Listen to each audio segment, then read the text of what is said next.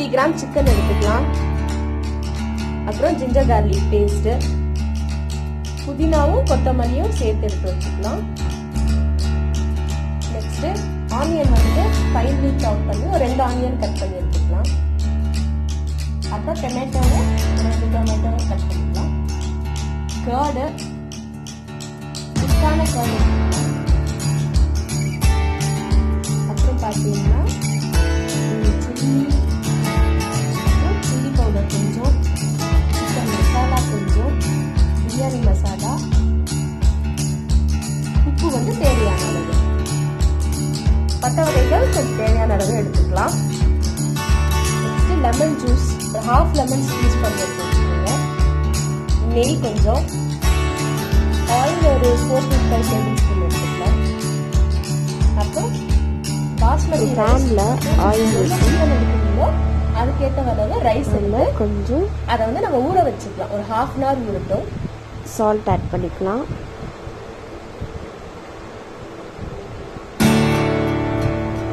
அப்புறம் ஏலக்காய், பட்டை அதெல்லாம் ஆட் பண்ணிட்டு தண்ணி கொஞ்சம் கொஞ்சோன்னா அதில் நம்ம எடுத்து வச்சிருக்க ரைஸை ஆட் பண்ணிக்கலாம்.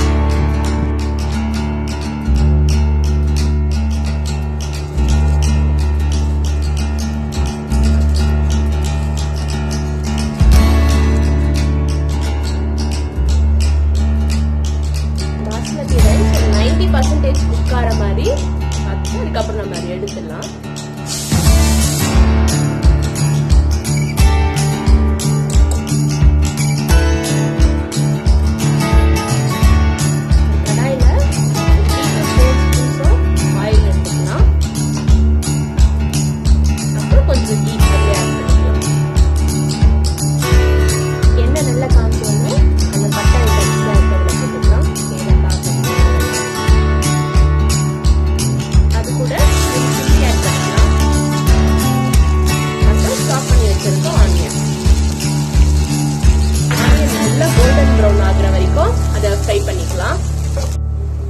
ஆனியன் நல்லா கோல்டன் ப்ரௌன் ஆயிடுச்சு. இப்போ அது கூட ஜிஞ்சர் கார்லிக் பேஸ்ட் ஆட் பண்ணிக்கலாம். இந்த பச்சை வாசனை போற வரைக்கும் நல்லா வதக்குங்க. இது கூடயே மிளகாத்தூளை நம்ம ஃபர்ஸ்ட் ஆட் பண்ணிக்கலாம்.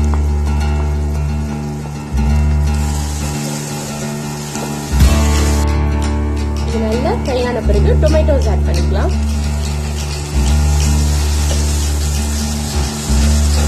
தக்காளியை நல்லா எண்ணெய் தடத்துற வரைக்கும் அதை நம்ம வதக்கணும்.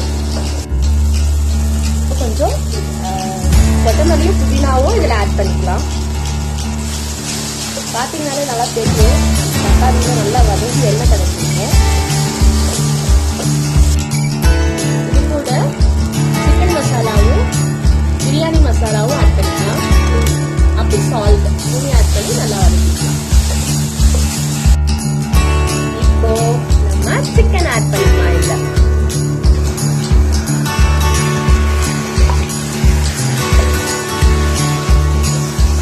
நல்லா ஃப்ரை பண்ணிக்கலாம்.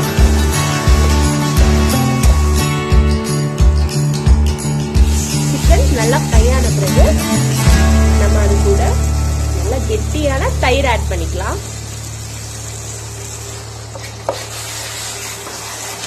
நல்லா மிக்ஸ் பண்ணிக்கலாம்.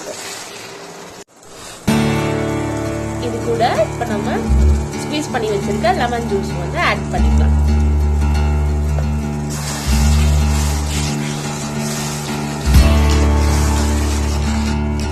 ஆல்ரெடி நம்ம 90% வேக வச்சு எடுத்துக்கோம்ல, அந்த பாஸ்மதி ரைஸை இதுல ஆட் பண்ணிக்கலாம்.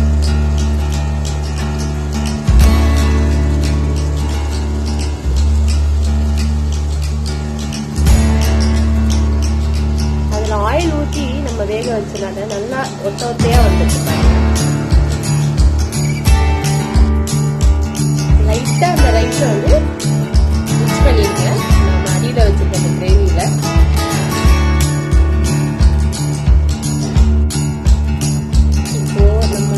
ரைஸை மிக்ஸ் பண்ண பிறகு இந்த மாதிரி தப்பிட்டு அங்கிருந்து கொஞ்சம் போல் மாதிரி பண்ணிக்கோங்க.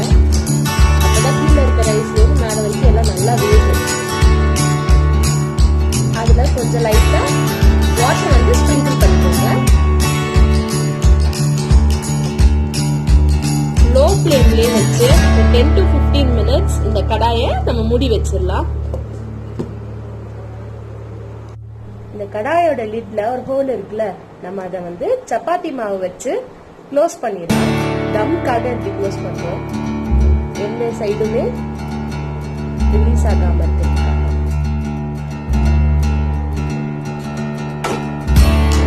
நம்மளோட கடாய் பிரியாணி ரெடி ஆயிடுச்சு. இப்போ அதுல கொரியண்டர் லீஃப் கொஞ்சம் போட்டுட்டு மேல லைட்டா நெய் விட்டு